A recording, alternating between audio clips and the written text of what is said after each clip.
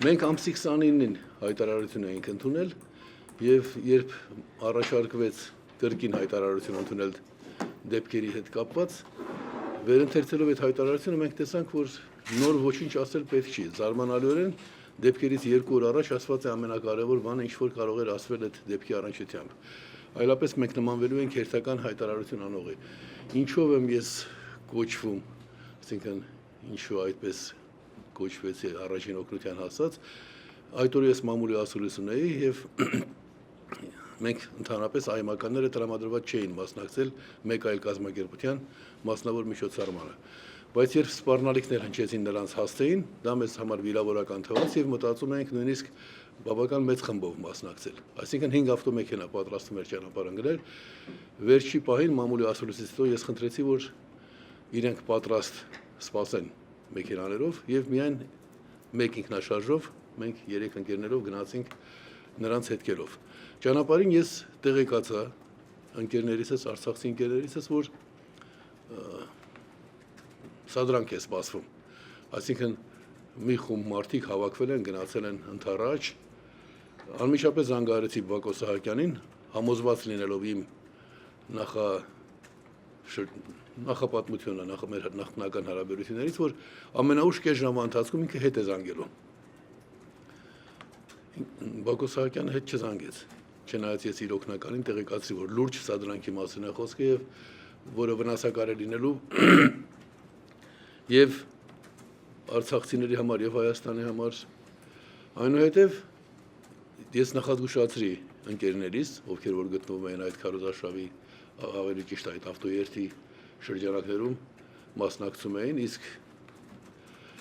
մասնակցում էին անձամբ իմ ծանոթներից 5 հոգի, կարող եմ ասել ընկերներ։ Իրենց ասացի, դուք ինչ պահվածք եք դրսևորելու, դուք տեղյակ եք, սպասում եք, որ ձեզ կարող է արգել են մտնել Արցախ, եւ բավական հանգստացա, երբ տեղեկացա, որ իրենք ասում են, եթե արգել են, չենք գնա, խնդիր չունենք մենք, որևէ խնդիր չկա։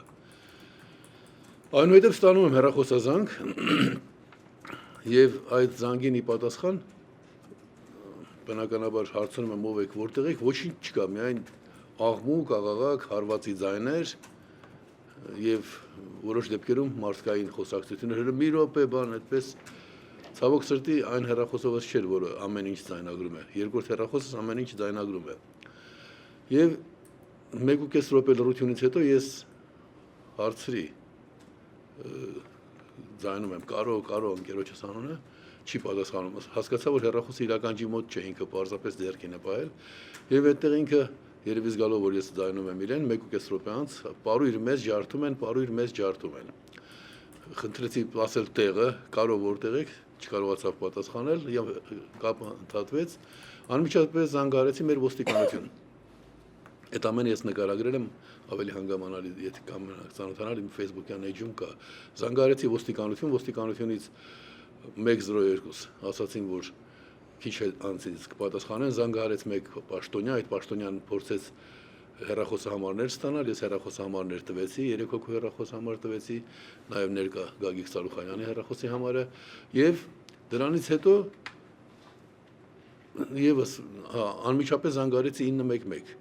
911 ինչի է զանգահարում, արտակարգ իրավիճակների նախարարություն, որովհետեւ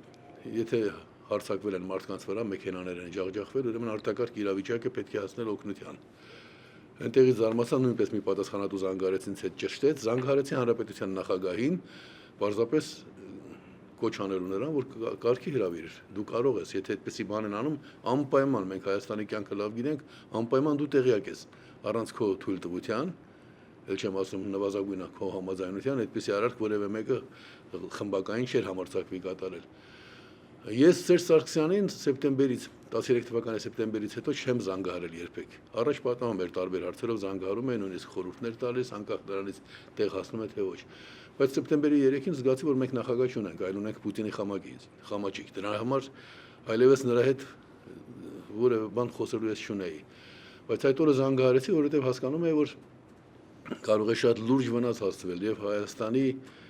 ներքաղաքական տրամադրությունների տեսանկյունից եւ Հայաստան-Արցախ հարաբերությունների տեսանկյունից եւ Արցախի միջազգային վարկանիշի տեսանկյունից։ Հանրապետության նախագահը զբաղված էր խորհրդակցության ընթացքում էր եւ ես ընդունված կարգի համաձայն, ինչպես ասենք ժամանակին երբ Ռոբերտ Քոչարյանն էր նախագահ, ես զանգահարեցի, ասացի զբաղված է, ասացի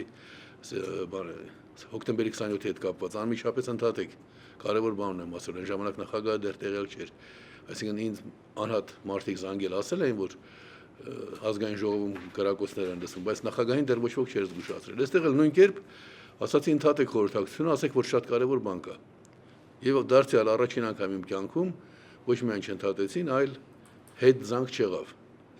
Բակո Սահակյանից եւ Սերժ Սարգսյանից հետ զանգերի բացակայությունը ի հակասություն մինչ այդ տեղի ունեցող ավանդույթի, երբ ես զանգահարում եմ իրենց, որևէ նախագահ երբ ես զանգահարել եմ, վատթարագույն դեպքում, ասենք մի քանի ժամ հետո է հետ զանգել։ Իսկ այսպիսի դեպքերում անմիջապես են զանգահարում։ Սկսած Լևոն Տեր-Պետրոսյանից։ Վերջո Հայրիկյանն է զանգահարողը, ով ամեն առիթով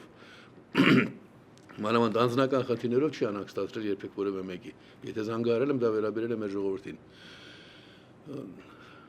Զանգահարեցի նաև Վարշապետին ամենայն դեպս։ Միակ արձագանքը, որ եղավ իսկապես, Հովիկ Աբրահամյանի արձագանքն էր, թե ինչ է պատահել, հրատապ ինչ կա,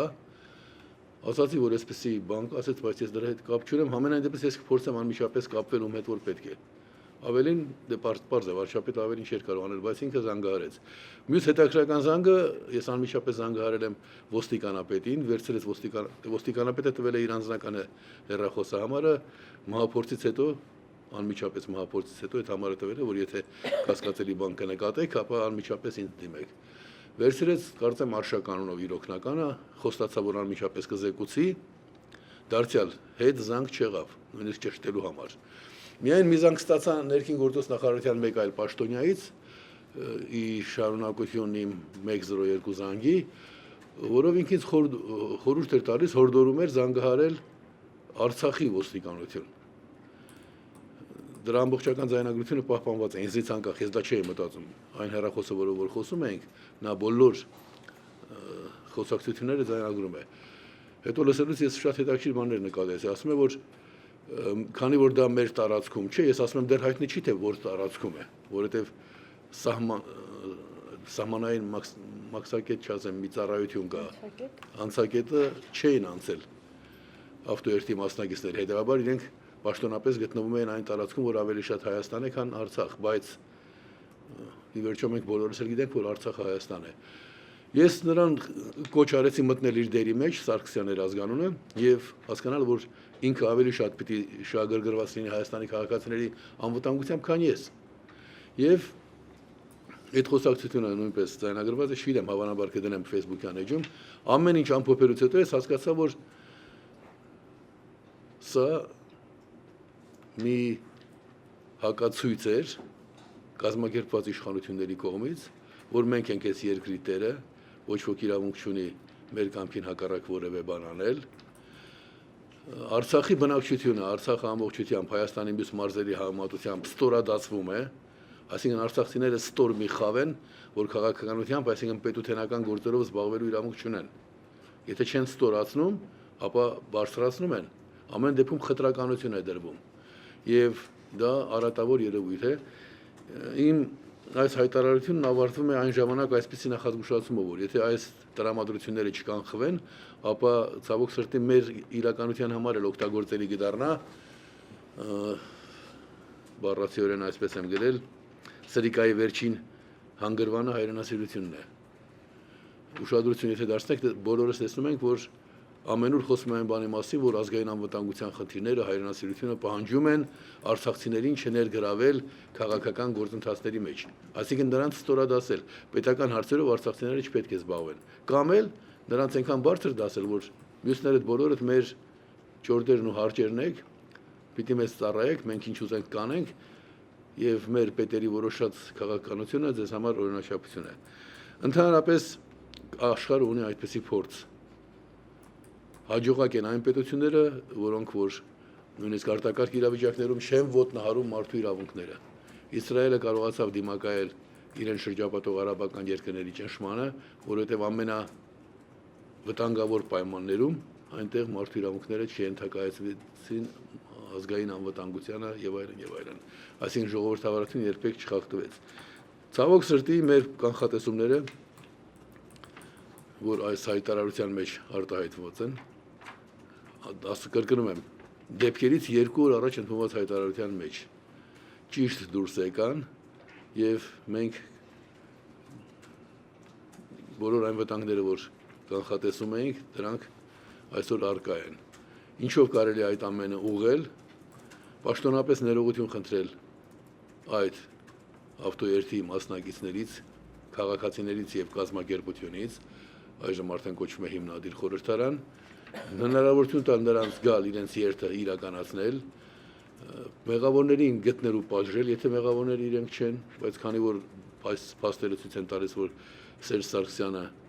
եւ Բակո Սահակյանը տիրապետել են իրավիճակի ողջ զարգացման ընթացքին եւ նպաստել են, որ այդպիսի զարգացում ստանա, մի քիչ դժվար է դա սպասել, բայց գոնե ձևականորեն կարող են գտնել, ինչպես ռուսերեն են ասում, սլաքավարին, ում վրա մեղքը պարտել, ու այդ կերպ փորձել իրավիճակը շտկել։ Այլապես միակ կռվանը, որով Իսրայելը աշխարհին ներկայանում է որպես տվյալ տարածաշրջանի ամենաժողովրդավարական երկիրը, այստեղ էլ հայ-ադրբեջանական հակամարտության մեջ Արցախի վերաբերող մասով միակ կռվանն այն էր, որ չի կարելի ենթակայեցնել դիկտատորական Ադրբեջանին ժողովրդավարական Արցախը։ Այդ կռվանը մենք մեր ձեռքից կորցնում ենք։ Եթե այսօր դեռ մեր հակառակորդները դա չեն օգտագործում ամբողջ խորությամբ, առաջիկա օրերին, շաբաթներին, ամիսներին, նույնիսկ տարիներին այդ տեսաերիզները պիտի ցույց տան ու օգտագործեն անընդմեջ։ Ինչպես Խոջալույի դեպքերը, որ անհամեմատելի են իրական ցեղասպանությունների հետ, այսօր աշխարհում ավելի շատ երկրներ են ճանաչել որպես ցեղասպանություն, քան հայոց ցեղասպանությունը, որը 1000 անգամ, 10,000 անգամ ավելի շատ զոհեր է տարել, քան Խոջալույի դեպքերը, նույնպես ողբերգությունը մնում է ողբերգություն։ Մի բանի կամենայի ուշադրություն դարձնել լավ դրա հարցերի ընթացքում շնորհակալություն։ Սա էր հիմնականը, որ ուզում եի ասել։ Խնդրեմ Բարոյական Հերիկյան, անդադ այս օրերին երբ քննարկվում էր այս դեպքերը, հա մի այսպիսի նաև կար այս հարցադրումը, որքանով էր ճիշտ Հայաստանի ներքաղաքական կյանքը տանել Լեռնային Ղարաբաղ։ Այն դեպքում, երբ որ Արթուր Աղաբեկյանն էլ հարցազրույց տվեց եւ ասաց, որ Բաղո Սահակյանը եւ Սեյրան Մանյանը հանդիպել են ԺԴՍ ֆիլիալի հետ, բացատրել են, որ պետք չի նման ակցիա իրականացնել, բայց այնուամենայնիվ ակցիան տեղի ունեցավ։ Դուք ո՞նց եք դա մեկնաբանում։ Պետք է խառնել Արցախի այս ամեն ինչի մեջ։ Ընդհանրապես քիչ առաջ ես որ ասացի, չի կարելի արցախցիներին ստորադասել աշխարհի մյուս ժողովուրդներին, այսինքն բոլորը կարող են զբաղվել քաղաքականությամբ, բացի արցախցիները, բայց չէ որ քաղաքականությամբ զբաղվել նշանակում է զբաղվել պետության գործերով։ Քաղաքականությունը այն գիտությունն ու մշակույթն է, որը զբաղվում է պետության հարցերով։ Եթե դու պետության հարցերով թույլ չես տալիս քաղաքացուն զբաղվել, նշանակում է քո երկրում հաստատված է դիկտատուրա։ Երկրորդ,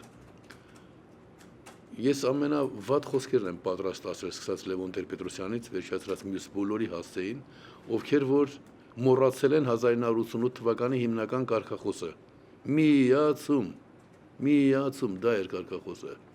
Այս ինչ պատահեց, որ գերմանյաները առանց միացում գոռալու միացան, իսկ հայերը միացում գոռալով հետո որոշեցին ունենալ անկախ ճակերտավոր, անկախ Արցախի հանրապետություն, որը ոչ ոք աշխարհում չի ճանաչում։ Ու չի ճանաչի, ինչպես է Իգոր Մուրադյանն է ասում, այդ գործի առաջամարտիկը, որովհետև գեղձիքով չեն առաջնորդվում։ Այո, դա Արցախ Հայաստանի մի մասն է ընկալվել հայ ժողովրդի կողմից 1988 թվականին Հայաստանը ոտքի ելավ ոչ թե այն բանի համար, որ պաշտպանի հարևան Մոզամբիկի անկախությունը, այլ որպեսզի հարևան Արցախը միանա մայր Հայաստանին։ Այսօր մարտավարական նկատառումներով միջազգային լարվածությունը մեղմելու նպատակով Արցախի անկախության մասին է խոսում, բայց Լևոն Տեր-Պետրոսյանը 94 թվականին դավաճանաբար ստորագրելով զինադադարի տակ արդեն ցույց է տվել, որ խոսքը այստեղ ոչ թե Արցախի մասին է, Արցախի ինքնուրույնության անկախության մասին, այլ ինքը ներգրավել է այդ գործընթացի մեջ նաև Հայաստանին։ Այսօր եթե Ադրբեջանը Հայաստանի հետ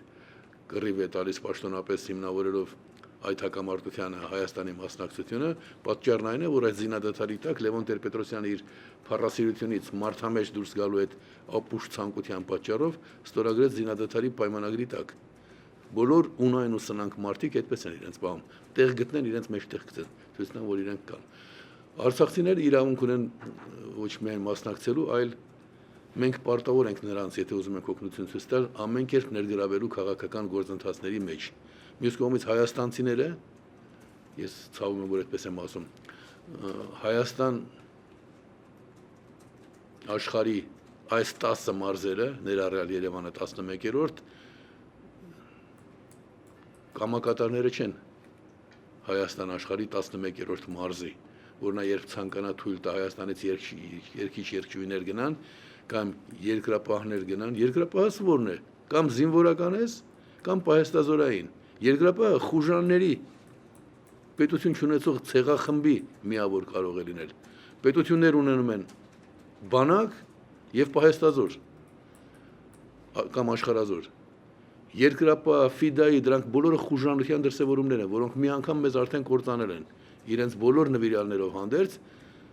սկսած Անդրանիկով վերջացրած մյուս են բոլոր փառավոր կերպարները, որ իրենց կյանքը տվեցին հայրենիքի համար, նրանք Հայաստանին ոչինչի չեն հասցրել, Հայաստանին հաջողության հասցրել է կազմակերպված պետական բանակը։ Հիմա կան մարդիկ, որ կարծում են, որ իրենք են բացատրել Ժիրայր Սեֆիլյանին, թե ինչ անեն։ Գուցե իրենք լսեին, թե Ժիրայր Սեֆիլյանը իրենց ինչ է բացատրում։ Այդ ով եք դուք, որ պիտի Ժիրայրին կամ ինձ կամ մյուսին բացատրեք, որ գիտես, Արցախ մի արի։ Այստեղ մարդու իրավունքները պիտի սահմանափակ լինեն։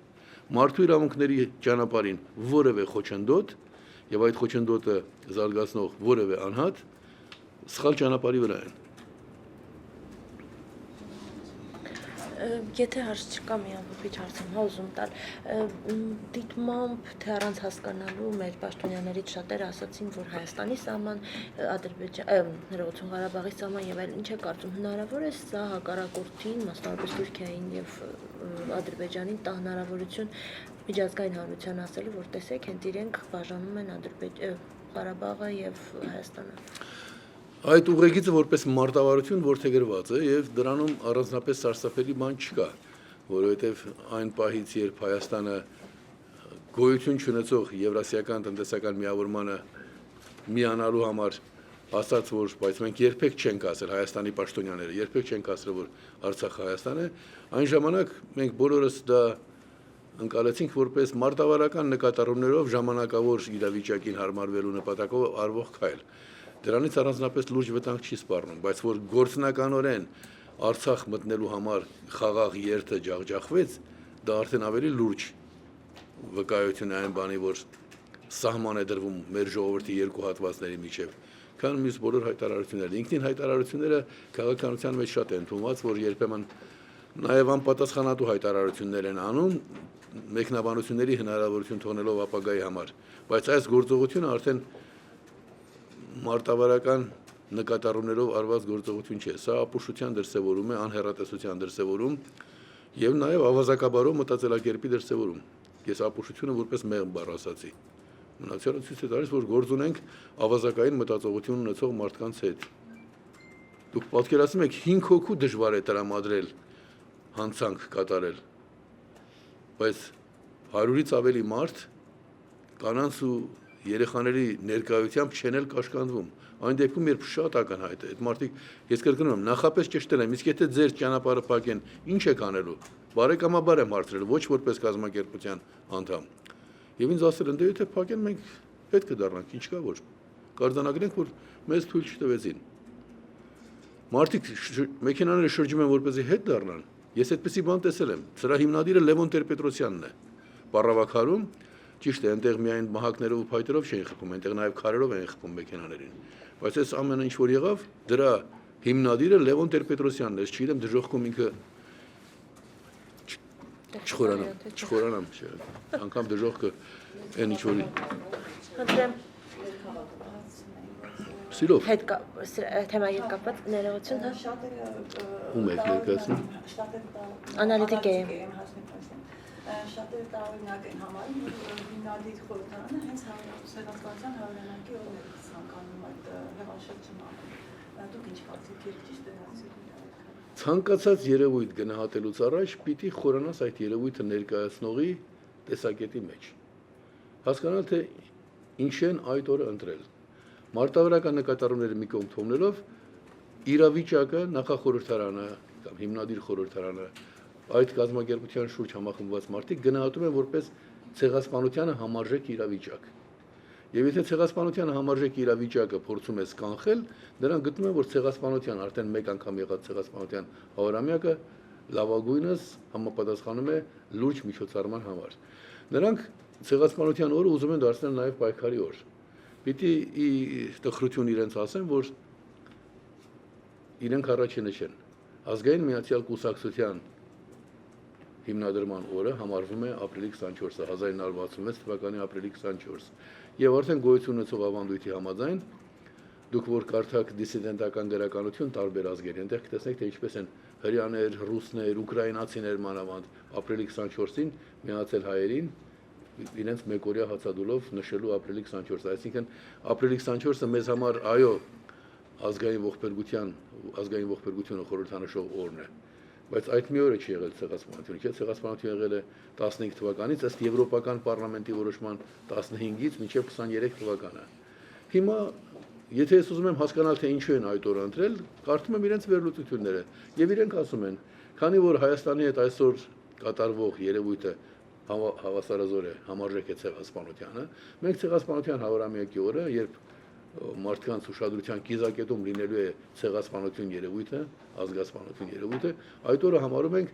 այդ երևույթը կանխելու համար ամենահարմար օրը։ Այսինքն այդ լացուկոցի սիրահարները կամ երեք կարդացի ու մեկնաբանություն էլ գրեցի հանրապետականի կարկառուն դեմքերից մեկը խոսում է ամեն ինչ պիտի անենք, որ աշխարհը ճանաչի մեր ցեղասպանությունը։ Վերջացել է ցեղասպանության ճանաչման հարցը։ Վերջացել է 1920 թվականի նոյեմբերի 22-ին, երբ Վուդրո Վիլսոնը սահմաններ էր գծում։